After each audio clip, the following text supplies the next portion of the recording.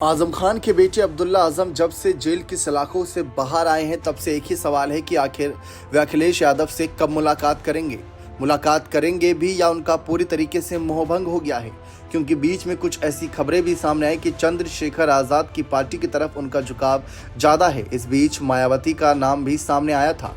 आजम खान के परिवार से मिलने जब आजाद समाज पार्टी के मुखिया चंद्रशेखर आजाद ने रामपुर में कदम रखा तब सपा मुखिया की बेचैनी बढ़ती नजर आई। वहीं पहले चंद्रशेखर सीतापुर जेल में आजम खान से मिलने गए, फिर हरदोई जेल में उनके बेटे अब्दुल्ला आजम खान से भी मिलने गए। इसी के बाद अखिलेश और उनकी पार्टी आजम फैमिली के लिए सुपर एक्टिव हुई, लेकिन गुजरे वक्त के साथ अब वो बात नहीं रह गई। अब जबकि अब्दुल्ला आजम खान की जमानत हो चुकी है, वे जेल से बाहर हैं, लेकिन अभी तक ना तो उन्होंने आजाद समाज पार्टी के चंद्रशेखर आजाद को लेकर और ना ही अखिलेश यादव को लेकर कोई बयान दिया है, ना ही सोशल मीडिया पर कुछ लिखा है। खुद अखिलेश भी बेफिक्र नजर आ रहे हैं। जबकि इससे पहले जब आजम खान जेल से रिहा हुए थे तब अखिलेश और सपा ने काफी गर्मजोशी दिखाई थी। गौरतलब है कि समाजवादी पार्टी के पोस्टर और बैनरों से भी धीरे धीरे आजम खान बाहर होने लगे हैं। अब्दुल्ला तो पहले से ही बाहर थे। ऐसे में सवाल उठता है कि क्या अखिलेश यादव मुस्लिम वोटों से बेपरवाह हैं? क्या चंद्रशेखर आजाद से आजम खान और अब्दुल्ला आजम की गुपचुप बातचीत चल रही है? क्या ओवैसी के आजम के साथ आने की संभावनाएं हैं? रामपुर और पश्चिम उत्तर प्रदेश में के लोगों में और खासकर मुसलमानों के बीच भी ये चर्चाएं तेज हैं। अब जिस तरीके से यहाँ पर ये संभावनाएं हैं, इनको इनकार भी नहीं किया जा सकता। इसमें कोई दो राय नहीं कि अखिलेश यादव को आगामी विधानसभा चुनावों में मुसलमान वोटर्स की सबसे अधिक जरूरत है। मुसलमानों की इस अहमियत का अंदाजा भाजपा को भी, इसलिए भाजपा भी मोदी की ईदी बांटने निकल पड़ी थी हाल फिलहाल में। ऐसे में अखिलेश यादव भी बहुत फूक कर कदम रख रहे हैं। यह कहना कठिन है कि जेल से बाहर आने के बाद अब्दुल्ला आजम अखिलेश यादव से मिलने नहीं गए या अखिलेश यादव ने खुद ही उनसे दूरी बना रखी है। लेकिन इतना तय है कि अब्दुल्ला आजम के जेल से बाहर आने को नोटिस अखिलेश यादव ने बिल्कुल भी कहीं ना कहीं नहीं लिया और न ही कोई गर्मजोशी दिखाई, जो पहले आजम खान के रिहा होने पर दिखाई थी। समाजवादी पार्टी के पोस्टरों बैनरों से भी आजम फैमिली बाहर होने लगी है।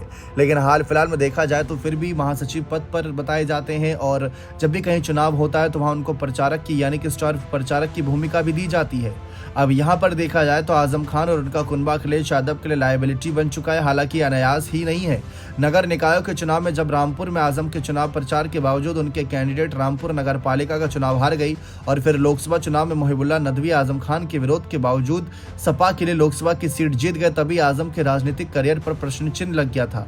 अखिलेश के लिए आजम का मामला अब केवल मुस्लिम सेंटिमेंट्स के सवाल से जुड़ा था, जिसके कारण आजम को स्पष्ट रूप से नजरअंदाज करने में हिचक बनी हुई थी। लेकिन अब परिस्थितियां बदल रही हैं। लेकिन अब यहाँ पर सवाल यह है कि आगे क्या कदम उठाए जाएंगे, क्योंकि मुसलमान वोटर के पास समाजवादी पार्टी के अलावा कोई मजबूत विकल्प बचा नहीं और वक्फ बिल व समान नागरिक सहित भाजपा के विरुद्ध उसकी एकजुटता को अखिलेश यादव भी ठीक से भुनाना चाहते हैं।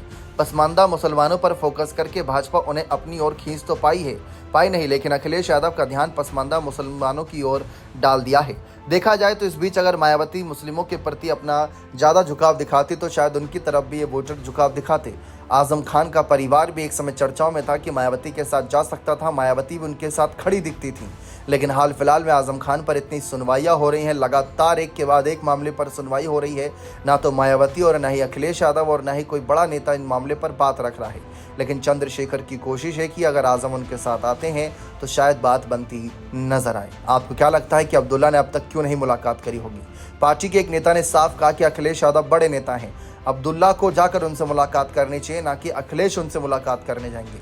लेकिन जब बात आजम खान की थी, जब आजम जेल से बाहर आए थे तो अखिलेश गए थे मुलाकात करने। ऐसे में इस बार अब्दुल्ला की जिम्मेदारी बनती है, जो कि अभी तक उन्होंने अपनी जिम्मेदारी पूर्णतः अदा नहीं करी। शायद इस बात की नाराजगी होगी कि अब्दुल्ला जिस सीट से लड़े थे और जिस सीट से उनकी विधायकी गई थी, स्वार सीट, उस सीट को सपा ने लड़ा लेकिन हार गई। तो वहां पर कहीं ना कहीं चूक हुई थी, जिसकी वजह से अब्दुल्ला की नाराजगी बताई जा सकती है। बने रहें चैनल के साथ। बहुत बहुत शुक्रिया।